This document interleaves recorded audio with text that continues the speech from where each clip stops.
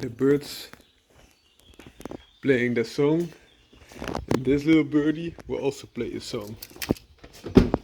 Or a song. 595 Turismo. Look at all these details. I'm not saying that it's superbly fancy, but it will give you a very nice atmosphere. Also safe, airbags, also airbags on these sides. That's the benefit, that you keep this part, and you even have hooks for your clothes. That's a nice thing. Nice touch, I must say.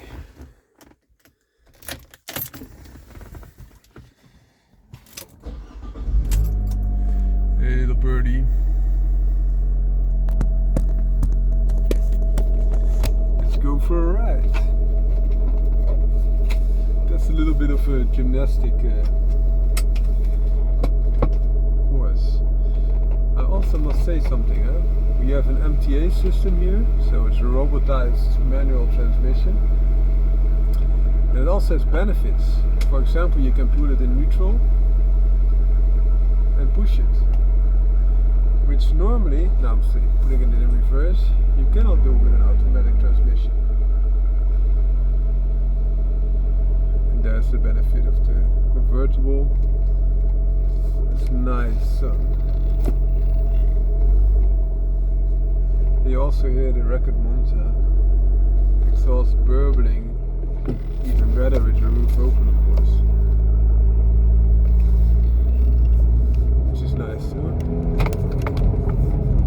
So I just shifted with this shift lever to the second gear. It only has 5 gears, so like the regular ABARTH, only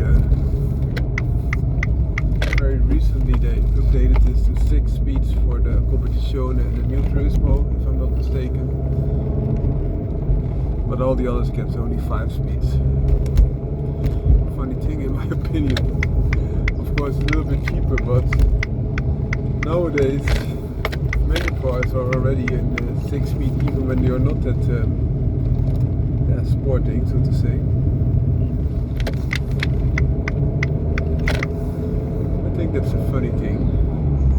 Now it's shifting to third. Now press the sport button and you get a little bit of more response on the throttle. Also go through a little tunnel here, very little tunnel, so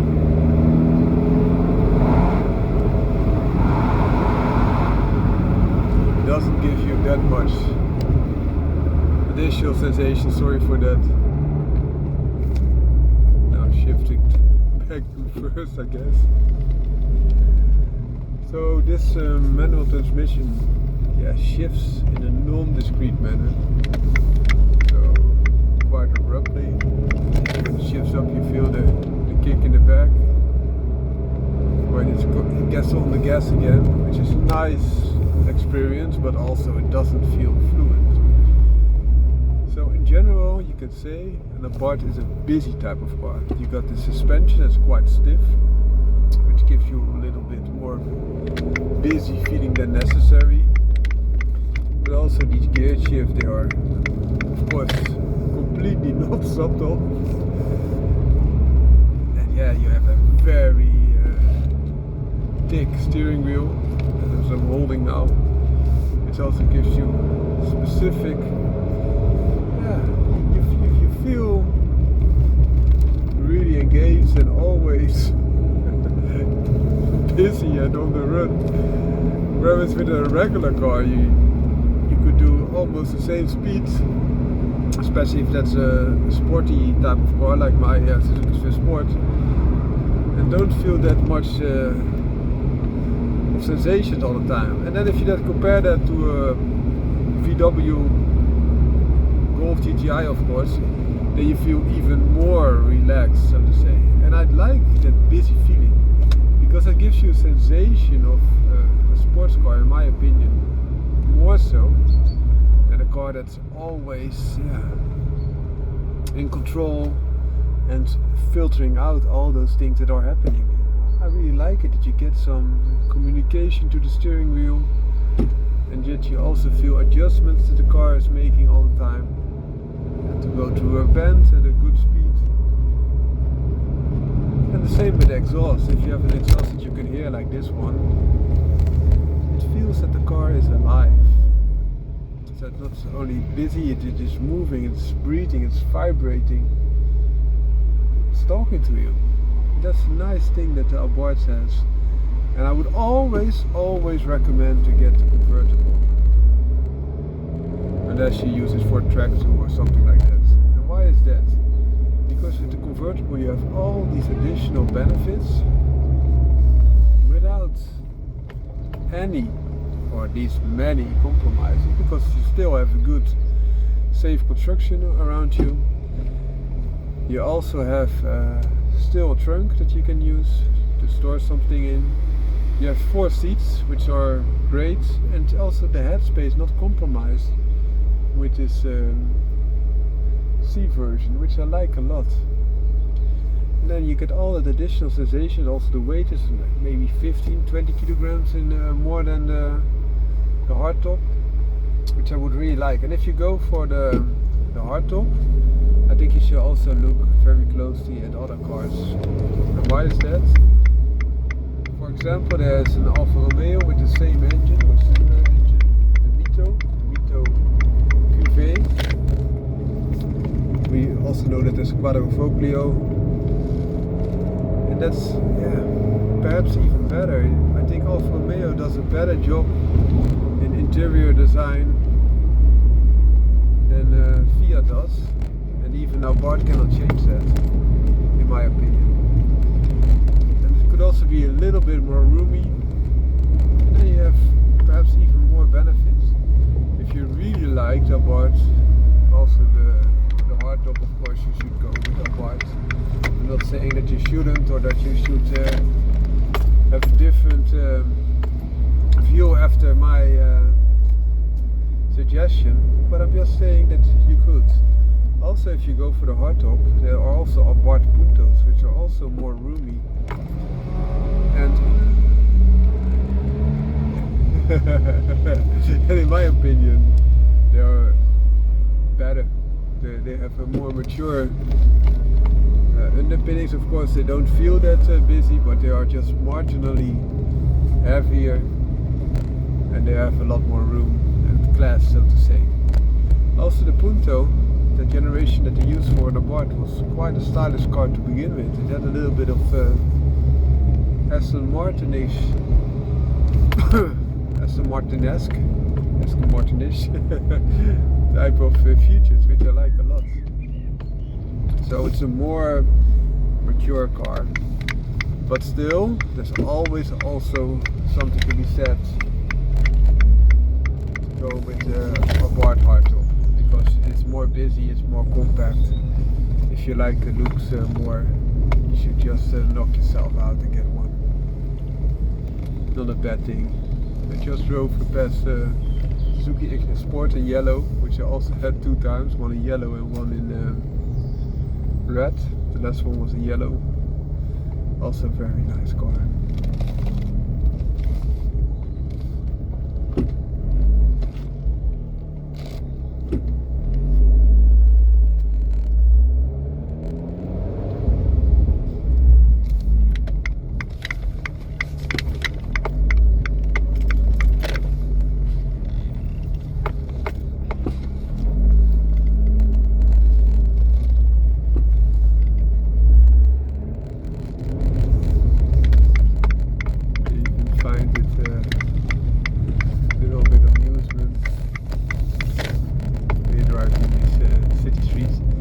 Also a benefit if you really want a car that's also quite narrow. The Mito and the Punto are a little bit wider as well. So it could also be a drawback if that's something that you don't like. Hope you like this small video. Founder and car out. What's the optimum engine size for a hothatch junior sports car? According to Toyota, it was 1.8 liters. They used this in the Celica, the last Celica, if you want to know, want to say it like that, and also in the last incarnation of the MR2. And they said, because if you have a relatively small engine, you can also keep the weight low, and with low weight you also have less need for brakes and stiffer suspension, so you can still manage it and still have a car that's very nice drivable. So according to Toyota, 1.8 liter is the optimum for hot hatch, or a small coupe. And so they also use this in the hot hatch in the Corolla T-Sport, and Celica, so Corolla, Celica, and also in the MR2. I also had a 1.8 liter hot hatch Honda Civic, 1.8 VTI, 170 horsepower, brake horsepower standard. Was also a very nice engine size in my opinion. However, most engines are not naturally aspirated at the moment, and I think a 1.4 liter turbo might be your best bet. I now have this in the Suzuki Swift Sport hybrid, and also in the regular Suzuki Swift Sport. The 1.4 turbo is the engine to go for, and that's the engine that you use in the ZC33S, so the current incarnation of the Suzuki Swift Sport. And you might say, yeah, that's just pure Suzuki thing, but Suzuki Swift Sport is very light. That's below 1000 kilograms, comfortably, even in the regular 1.4 turbo. And the hybrid system is already there, so that gives you quite some good insights. But also ABARTH is using them for centuries. Is too much to say, but in modern days, from the incarnation of 2007 that they started with the ABARTH 500, they use it. They also use it in the Punto ABARTH that they made, and they also use it in the Roadster, so the Spider, the 124 Spider of ABARTH, but also of Fiat. So it's quite a good size of engine that gives you the ability to keep it light, and also offers good horsepower and especially very good torque. If you look at ABARTH, they even use this engine in the Biposto, which has 190 horsepower standard, and starting from the lowest ABARTH with 135 horsepower. So it's a very nice engine to consider. And why would you not take a bigger engine? Of course, bigger is better, is often the saying, and a bigger engine will give you a lot more power. That's true. But also you need to, because of a big engine, you need bigger drive shafts, you need bigger contact patches, so your tires should be wider. You need bigger brakes because the car is both bulkier and you also have more speed potential. You need stiffer springs, you need a stiffer chassis oftentimes, and also oftentimes a bigger car, because you also need cooling of the engine, etc, etc. So all these things will add to the weight, and weight is the enemy of a hot hatch or a small sports car. So that's the reason why you should consider the 1.8 engine. If you now look at the modern day Alpine that has a 1.8 turbo, it's also very functional, and it's quite a small power plant for. This is not a junior coupe or sports car, but more medium. And also Elise had a 1.8 naturally aspirated engine. I think they still had it till the end of the car. Hope you liked this short video. Have a great day. Founder in Car out. Hi, another Founder in Car, and in this video we will discuss other 1.4 turbo engines of hot hatch origin, because I'm now driving the ZC33S, which is a Suzuki Swift Sport hybrid.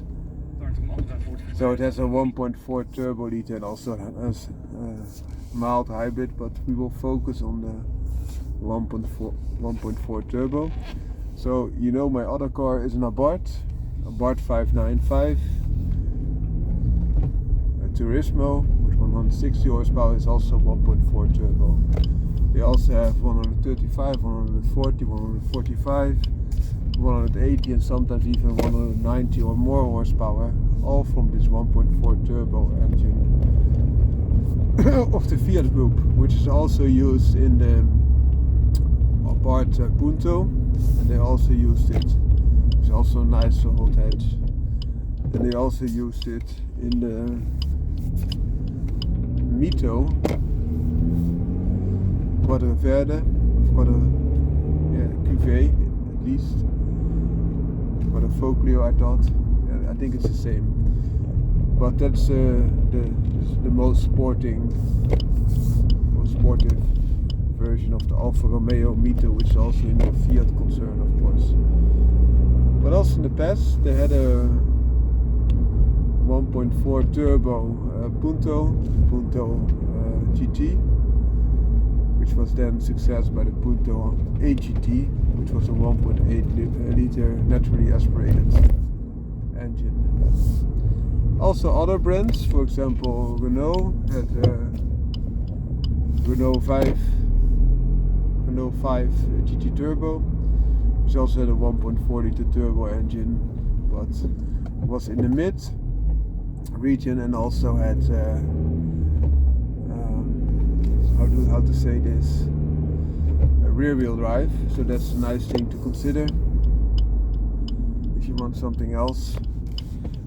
Benefit of that layout, of course, that you have the rear tires being propelled, so it gives you a little bit different feeling. On the downside, however, you must understand that you will also lose a lot of cargo space because they had the engine in the mid.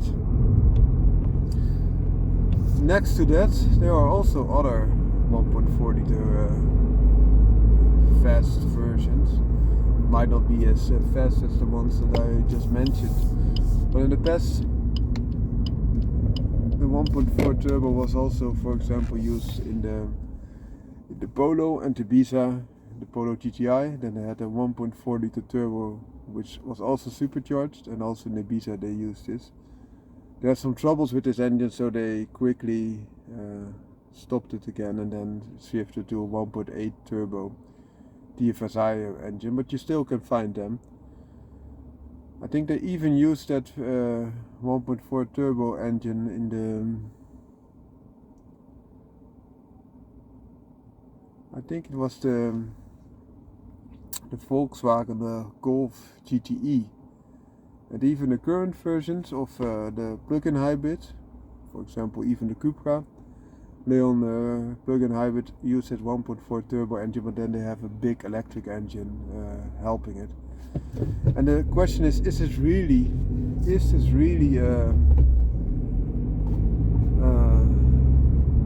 voltage? Because they are becoming heavier and heavier, as you can imagine. Hope this short video gives you some insight and you will enjoy your 1.4 turbo power plant in your own hot hatch. Have a great day. If I missed out some 1.4 turbo engine hot hatches, please let me know. Of course, I know there must be a lot more, but I cannot get them from my top of the mind at this moment. Have a great day. Foundering Car out.